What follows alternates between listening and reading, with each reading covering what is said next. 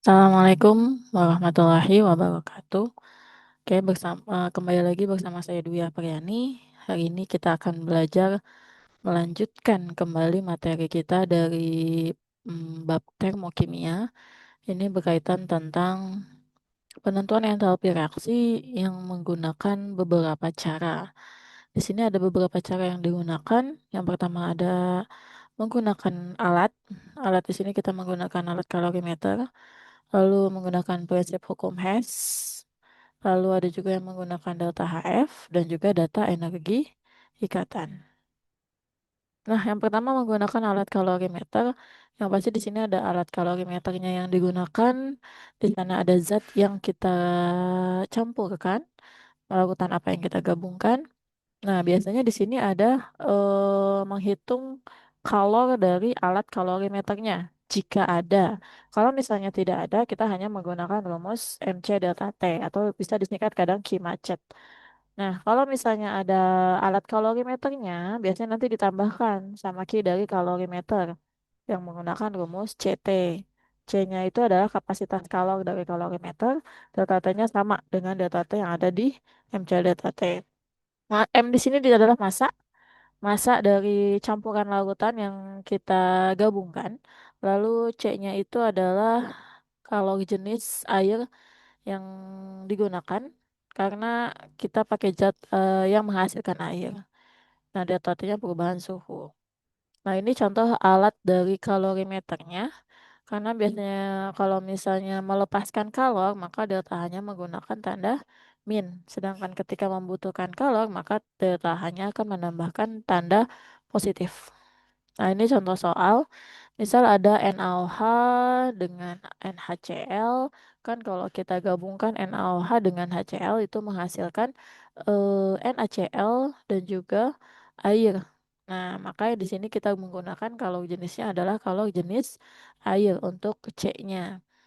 Nah, ini ada suhu naik dari 29 menjadi 37,5.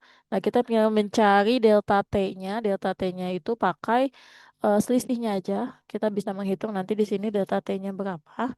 Nah, nanti masanya yang kita gunakan adalah campuran. Ada NaOH-nya 100, HCl-nya 100, maka kalau kita gabungkan menjadi 2, ini yang diketahui, yang tadi sudah saya jelaskan. Nah, ini delta T yang sudah dihitung itu selisihnya antara 375 dengan 29 itu 8,5. Nah, kita tinggal cari delta H-nya. Rumusnya pakai MC delta T. Nah, di sini kita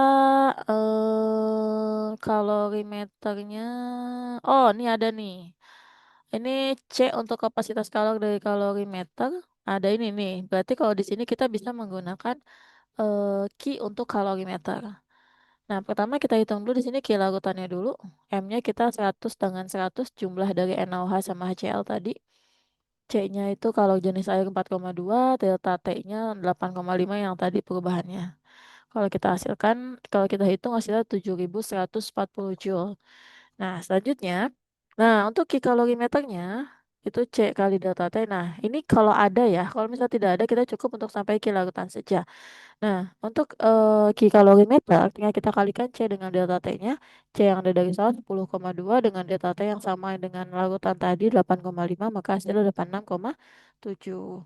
Nah, untuk reaksinya kita totalin untuk kilorutan dengan kalorimeter. Kenapa di sini pakainya minus? Karena di sini terjadi kenaikan suhu, artinya dia melepaskan melepaskan panas atau melepaskan kalor. Nah, ini kalau misalnya jadi kilojoule, kita tinggal bagi 1000, maka hasilnya min 7,23 kilojoule. Nah, untuk delta H reaksi atau entalpinya, itu kita menggunakan rumus Q per N. Q-nya Q yang tadi ya, untuk N-nya itu adalah mol. Molnya sendiri itu kita ambil dari rumus M dikali V. Nah, M yang kita gunakan di sini ada satu molar. Kalau misalnya M-nya berbeda, biasanya kita ambil yang paling kecil. Nah, volumenya, karena di sini kebetulan sama juga, 100 dengan 100, berarti sama aja 1 dikali V dalam liter. Berarti kita 100 ini kita ubah menjadi liter, maka hasilnya 0,1 liter. Maka hasil molnya adalah 0,1 mol. Makanya di sini 7,23 kilojoule dibagi dengan 0,1 mol. Maka hasil akhirnya adalah delta H-nya 72,3 kilojoule per mol. Karena dia melepaskan, di sini ada tanda minus ya. Minus 72,3 kilojoule per mol. Nah, seperti itu. Oke, untuk yang cara yang kedua itu menggunakan hukum Hess. Di sini hukum Hess-nya berbunyi ketika setiap reaksi mempunyai delta H yang tetap, yang tidak bergantung pada mekanisme reaksi atau tahapan reaksinya. Jadi perubahan entalpinya itu tidak bergantung pada jalannya, hanya bergantung pada keadaan awal dan keadaan akhirnya saja. Nah, ini contoh menggunakan siklus diagram Hess, siklus Hess. Nih misal kita punya diagramnya tiga gini nih, bisa empat, bisa lima, itu bermacam-macam. Yang pertama kita buat adalah kita bikin alur siklusnya dulu. Terserah alur siklusnya, boleh searah jarum jam atau mau kebalikannya. Salah, ini sama aja ya. Kalau kebalikannya seperti ini. Nah, boleh searah ataupun berlawanan arah jarum jam. Kalau saya biasanya lihat tanda panah yang paling banyak. Kebetulan tanda panah paling banyak ke sini, jadi kita buat ke sini. Seperti itu.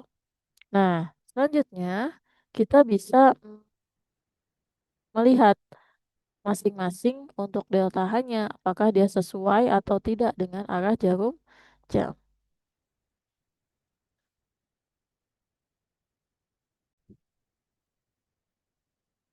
Oke, setelah kita menentukan arah siklusnya, nah kita lihat masing-masing delta H, apakah dia sesuai dengan arah yang sudah kita buat. Misal, di sini delta H1, dia ke kanan, sedangkan arahnya ke kiri, berarti kan tidak sesuai ya. Berarti kita bisa tulis min delta H1, seperti itu. Delta H2 lihat, ini ke bawah, alurnya sama, ke siklus. Dia ke bawah, muterin siklusnya itu sama. Berarti plus delta H2. Delta H3 pun sama kayak delta H2. Plus delta H3. Nah, ini akan sama dengan 0. Nah, kita tinggal masukkan data-data yang ada di soal. Karena delta H1 tidak ada, kita bisa tulisan min tetap delta 1 tambah delta H2-nya kebetulan dia pakai minus. Ya, kita pakai tanda kurung aja. Minus 222. Untuk delta H3-nya ikutin langsung dimasukin karena dia minus, masukin minus juga. Nah, sama dengan 0. Supaya delta H1-nya positif nih, ini kan karena minus kita pindahin aja ke kanan. Jadi delta H1. Nah, yang sebelah kiri berarti tinggal ada min 222 dengan min 566. Berarti ini minnya makin banyak ya. Berarti kalau kita total hasilnya 8, 8, 7. Min 788 kilojoule. Jadi hasil untuk delta H1 sama dengan minus 788 kilojoule. Seperti itu.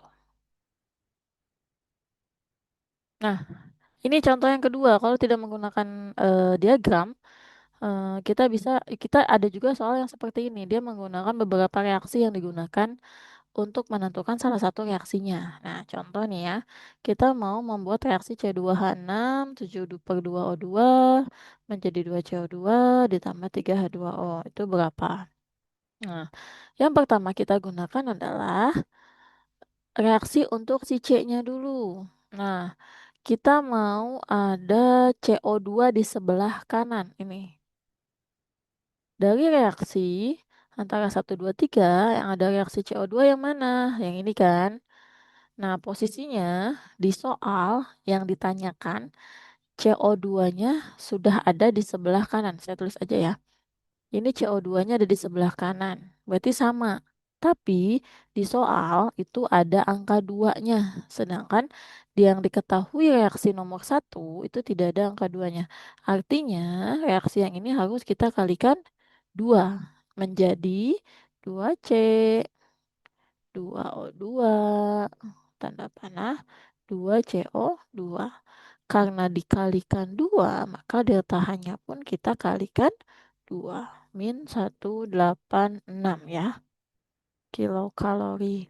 Oke, next. 3H2. Kita cari ada yang ada H2-nya. Ini ada H2-nya, ini reaksi kedua. Tapi sekali lagi, dia 3-nya nggak ada. Jadi kita kalau sekalikan dengan 3. Berarti 3H2 ditambah setengah, salah, setengahnya dikali 3 ya, berarti sini kita tulis 3/2O2 menjadi 3H2O. Delta H-nya pun kita kalikan 3. Tapi kalau kita kalikan 3 berarti 204 ya, kilokalori. Oh ya, pakai min jangan lupa. Nah, untuk yang ketiga, nih, untuk C2H6. Ada di sini ternyata di reaksi ketiga. Tapi lihat posisinya. Yang ditanyakan ini ada di sebelah kiri. Sedangkan di reaksi 2, 3, C2H6 sebelah kanan. Itu artinya kan beda tempat. Berarti harus dibalik. Reaksinya kita balik. Jadi bukan C dulu ya, 2C dulu yang kita tulis, tapi C2H6 dulu yang ditulis, lalu menjadi 2C ditambah 3H2. Kita nggak perlu kalikan karena C2H6 koefisiennya sudah sama. Nah, karena dibalik, maka delta H-nya menjadi positif 20. Dah, sekarang kita tinggal, apa namanya, tinggal merubah yang sama kita coret-coret aja. Sebentar. Saya ganti warna. Oke, ini kita coret yang samanya. Oke, lihat C. Ini ada 2C, ini ada 2C, habis. Ini ada 3H2, ini ada 32, habis. Dah, tersisa C2H6 ditambah 2 ditambah 3/2. Ini sama-sama O2 ya. 2 ditambah 3/2. Kalau kita sama-sama dijadiin per 2, berarti di sini 4 kan? 4 ditambah 3, berarti hasilnya 7/2. Kita bisa tulis 7/2O2 tanda panah menjadi 2CO2 yang ini dan 3H2. Wow. Nah, data H-nya tinggal kita jumlahkan semuanya. 186 dengan 204 kita jumlahkan dulu. Ini pakainya manual. Terus ditambah 20. Maka hasilnya minus 370. Oke. Jadi hasil akhirnya adalah minus 370 kilokalori. Lihat reaksinya sudah sama dengan yang ditanyakan di sini. C26, 7/2O2, CO2 sama H2O-nya. Nah, kenapa kita tidak melihat di sini O2? Jadi O2 nggak usah kita perhatikan. Karena dia itu ada di setiap reaksi. Ada di reaksi 1 sama reaksi 2. Jadi otomatis di bagian akhir pun akan ketemunya O2-nya. Gitu.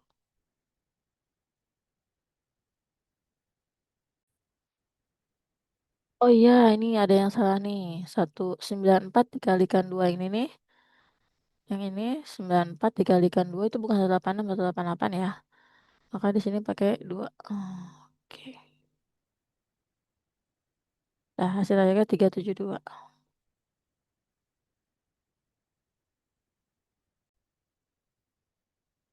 Oke, cukup sekian untuk hari ini. Mohon maaf jika ada kesalahan. Semoga bermanfaat. Wassalamualaikum warahmatullahi wabarakatuh.